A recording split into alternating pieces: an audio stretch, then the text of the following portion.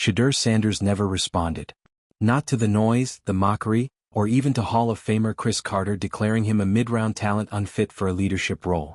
While critics questioned his toughness, maturity, and even his father's influence, Sanders chose to let his performance speak. Now, with the Browns naming him their starting quarterback for 2026, the silence has paid off. If you're into the real story and all the messy twists they don't show on highlight reels, go ahead and subscribe. And if you're sticking around to see how this Browns QB chaos plays out, you should definitely be subscribed. Carter didn't just walk back his words, he owned them. "I was wrong," he said. And in doing so, he joined a long list of analysts whose assumptions collapsed under the weight of Sanders' rise. This wasn't just a story of personal growth, it became a public shift in judgment. Every game Sanders played under scrutiny turned into another piece of evidence.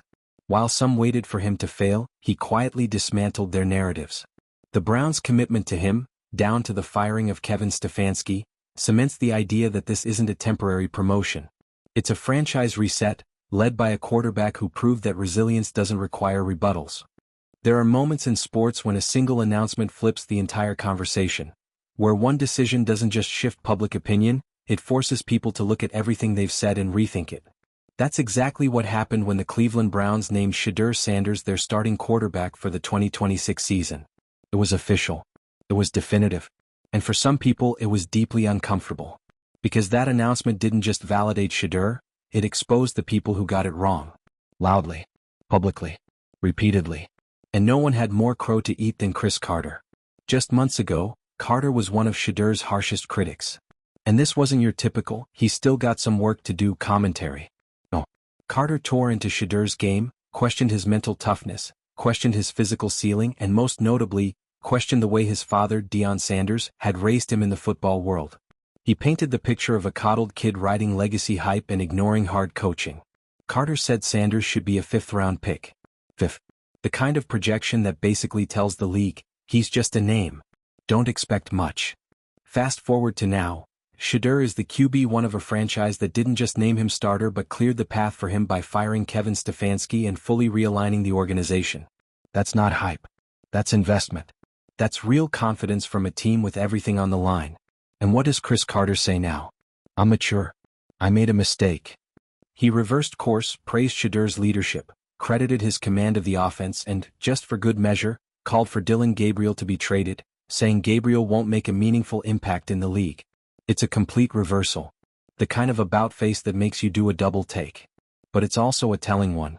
Because this isn't just about Carter flipping his opinion. It's about what forced him to flip.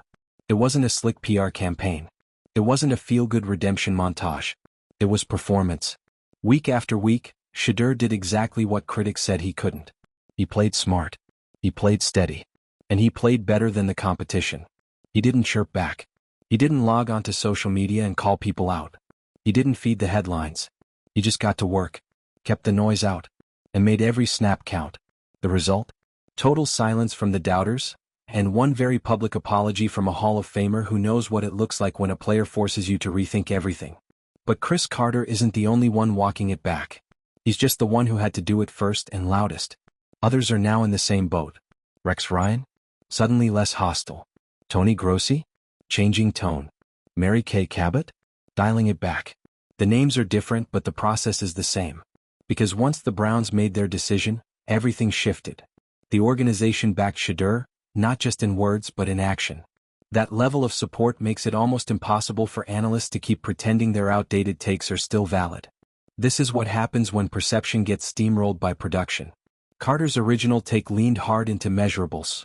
Arm strength, size, athleticism. He didn't see the intangible stuff. The football IQ. The composure. The emotional maturity. And now he's been forced to acknowledge that he missed it.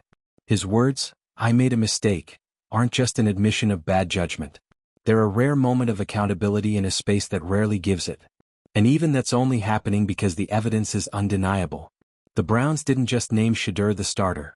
They restructured their entire football operation around him. That sends a message. Not just to the fans. Not just to the league.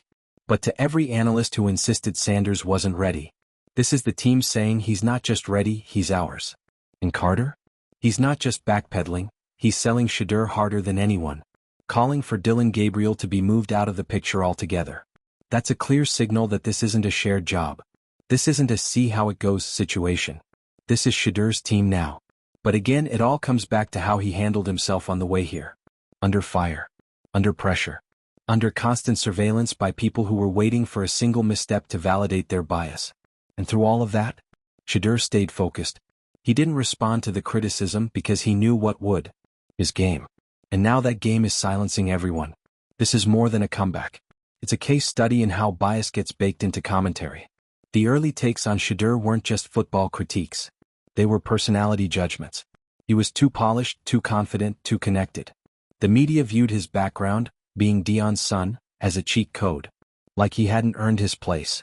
They ignored the work. They ignored the discipline. They ignored the growth. And now, they're rewriting history in real time. But for those of us watching closely, we saw it happen. We saw the shift. We saw the tone changes after the Browns started to show their hand. And we definitely saw how fast people pivoted once SHEDEUR got the QB1 title. Because once the franchise commits, the narrative has to follow. That's how this game works. Organizational belief forces media correction. And now we're in the correction phase. Carter led the charge not by choice, but because he didn't have another option.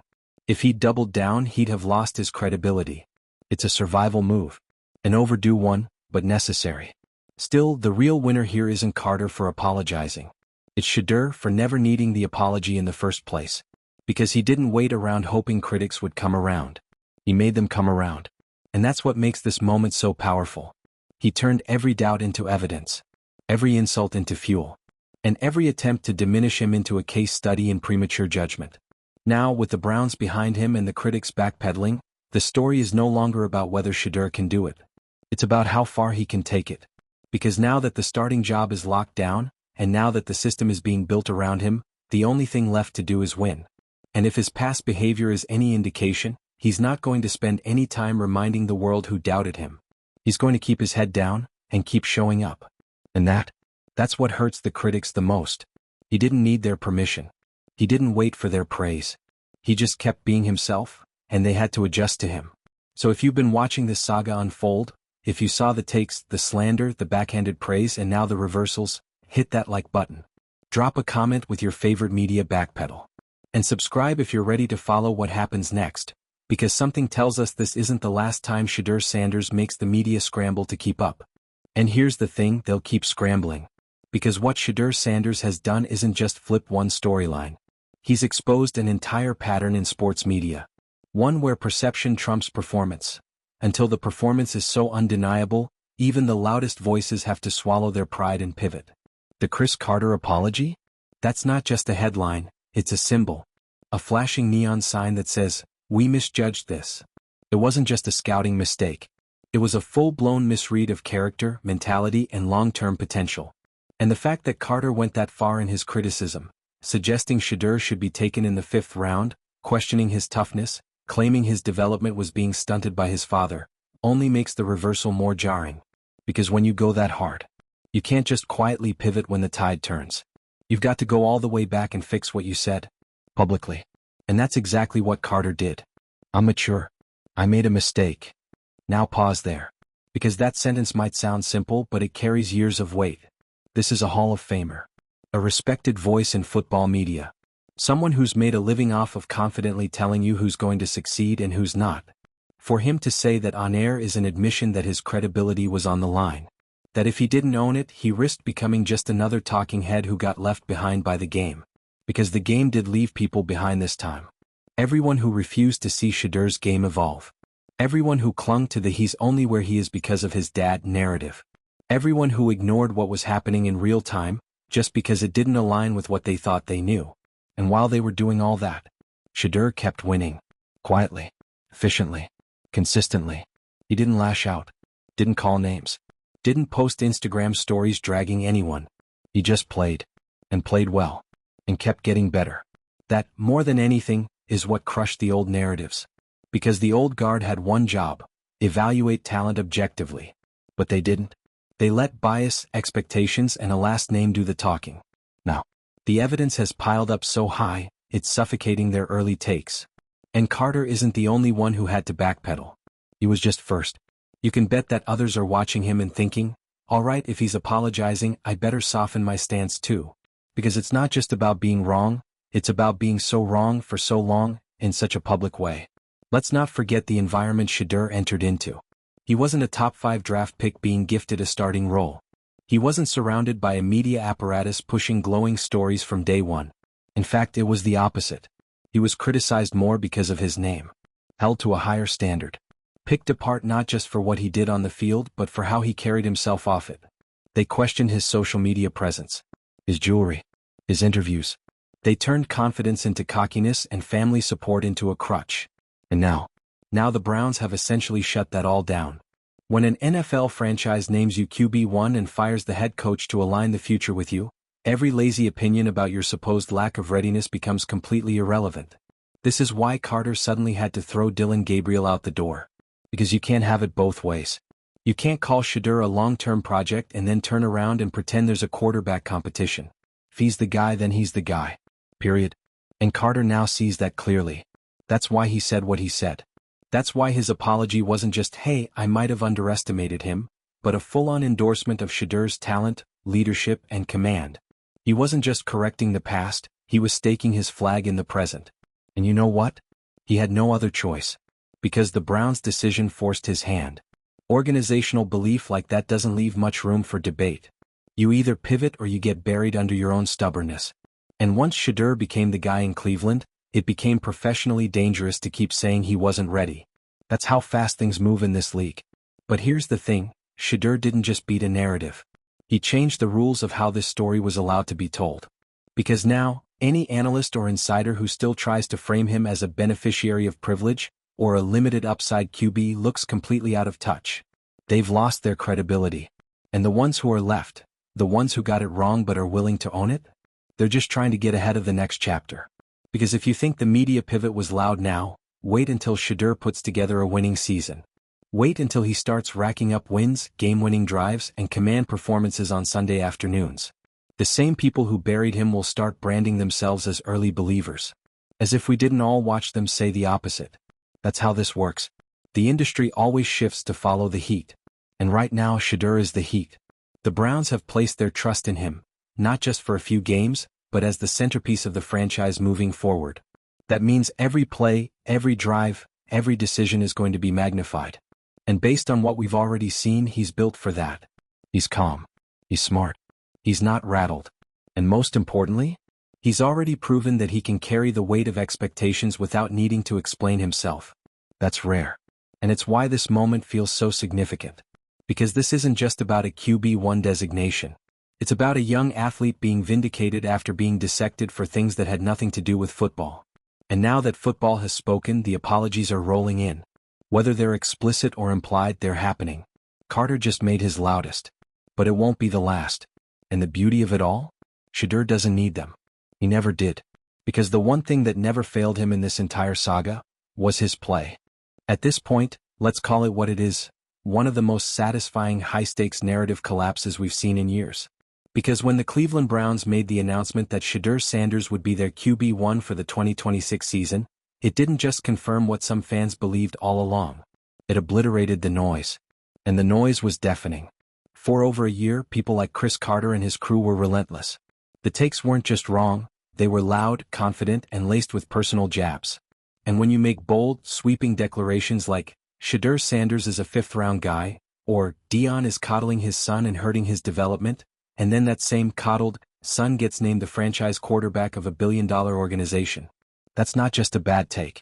That's a full-scale, televised collapse. And the best part?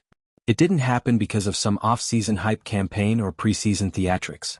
It happened because SHEDEUR just kept playing well. Every time the lights got brighter, he stayed consistent. When the defense tightened up, he stayed composed. And when the doubters were watching, especially when they were watching, he delivered. That's what changed everything. Because even the harshest critics know this. When an NFL front office clears the deck to build around a player, when they let go of a head coach like Kevin Stefanski and reshape the offense with a quarterback's strengths in mind, that's not about image. That's belief. Deep, foundational belief. And it's that belief that has sports media now sprinting to rewrite their scripts. Cris Carter's apology was the start of that pivot, and man was it loud. The man who not long ago questioned SHEDEUR's toughness and skill set now says, "I'm mature. I made a mistake." And then, to fully hammer the point home, he told the Browns to get rid of Dillon Gabriel. Trade him. Get him out of the room. He's not the future. SHEDEUR is. You don't go from saying someone's a backup tier talent to recommending the team should cut the other guy unless something major shifted. And it did. The shift came from the fact that SHEDEUR never gave them a moment of failure to cling to. Think about it, there was no meltdown. No off-field distraction. No told-you-so moment that critics could use to keep their narrative alive. He just kept rising. Quietly. Strategically. And with every week that passed, the narrative they tried to stick on him stopped holding up. You can't say someone lacks command when his teammates start following him like a seasoned vet. You can't question someone's football IQ when he's out reading defenses and adjusting at the line better than the guy they wanted in front of him. And you definitely can't dismiss someone as just a name when the Browns hand over the franchise to him while publicly gutting everything that doesn't fit the new vision. SHEDEUR earned all of it. And he didn't ask for permission along the way. And that's what really rubs certain corners of sports media the wrong way. This kid didn't play the game by their rules. He didn't wait to be approved. He didn't beg to be understood. He said in every subtle way possible, "You'll see." And now they have. Which is why Carter had to get on air and say what he said. But even with the apology, you can still feel the tension. Because no one likes to admit they were that wrong. Especially not when they built entire arguments off the idea that SHEDEUR just wasn't built for this. And let's be honest, it wasn't just about football for a lot of them. That's what makes this story sting for the critics even more. Because the attacks weren't just on SHEDEUR's mechanics or his playbook understanding. They were aimed at his character, his family, his journey. The things that aren't supposed to be part of football analysis but somehow always are when it comes to players like him. The truth is, SHEDEUR's confidence made people uncomfortable. His closeness to Dion made people assume the worst. And his refusal to tone it down, the way some people expect rookies to do, made him a target. But here's the thing, they underestimated what was underneath all of that. They thought the chains, the interviews, the camera time meant there wasn't substance. But there was. SHEDEUR had the game to back it all up. And now that he's been named QB1, the entire league has to reckon with the reality that they were watching a franchise quarterback emerge while trying to frame him as a liability. That's not just a miss, it's a complete misdiagnosis. So where do we go from here? Well, this isn't just a redemption arc, it's the new blueprint. Because what SHEDEUR's doing isn't just good for him. It's bigger than that. It's a message to every young athlete who's been told they don't fit the mold. Every player who's had their potential downplayed because they didn't come up the right way. This story shows that if you stay grounded, stay focused, and produce, the narrative has to bend. Eventually the work will speak louder than the takes. And now, all those takes are looking dated. The headlines don't hit the same. The criticisms are stale. And the people who once spoke with such certainty are now walking on eggshells. It's poetic. And for those of us who watched the early coverage, the ones who remember the Carter rants, the Rex Ryan eye rolls, the constant media microaggressions, you already know this moment hits different. Because this isn't just SHEDEUR getting his shot. It's SHEDEUR proving they were wrong and doing it his way. No media charm offensive. No apology tour. No dramatic "I told you so." Just results. Just leadership. Just wins. And whether you're a Browns fan, a Sanders fan, or just someone who enjoys watching bad takes collapse in real time, this story has it all. The drama. The doubt. The silence. And now the shift. Cris Carter apologized. He did what needed to be done. But let's be real, the apology wasn't for SHEDEUR. It was for his own credibility. Because when you talk as loud as Carter did, and the league moves in the exact opposite direction, you either backpedal or fade out. He chose to backpedal. And honestly, respect for that. But we're not going to forget the things he said. And neither will SHEDEUR. So now we're in the aftermath. The critics have quieted down. The headlines have softened. The replays? They're starting to look a lot more like highlight reels than cautionary tales. And standing in the middle of it all is SHEDEUR Sanders, calm, unbothered, and firmly in control of his team and his narrative. Let's not downplay how rare this is. In today's sports media world, most athletes never get the chance to flip the script. Once the talking heads decide who you are, that label sticks. Especially if you don't play their game, don't give them sound bites, don't beg for approval. SHEDEUR never did any of that. He didn't chase media redemption. He earned it without ever asking for it. And now, he's holding the one thing that trumps every take, the trust of an NFL franchise. Cris Carter saw that. That's why he folded. That's why he issued his very public, very necessary apology. Not because it was trending. Not because the internet demanded it. But because Carter's take had aged like yogurt in the sun, and SHEDEUR's performance left him no room to hide. The Browns had made it official. QB1. Game over. And not just game over for the he's not ready crowd, but for everyone who tried to reduce SHEDEUR to a storyline instead of watching the player. For everyone who said he couldn't lead men, couldn't read defenses, couldn't play with pros. All of that? Gone.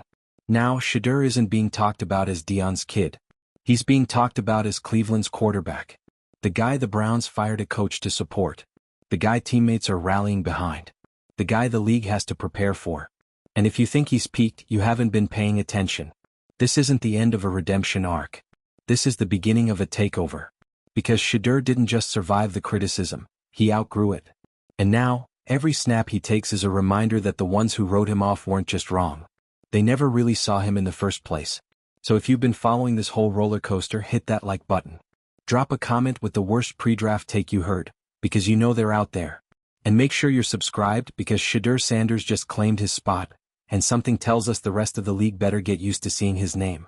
On the jersey, on the scoreboard, and on every one of those updated analyst rankings.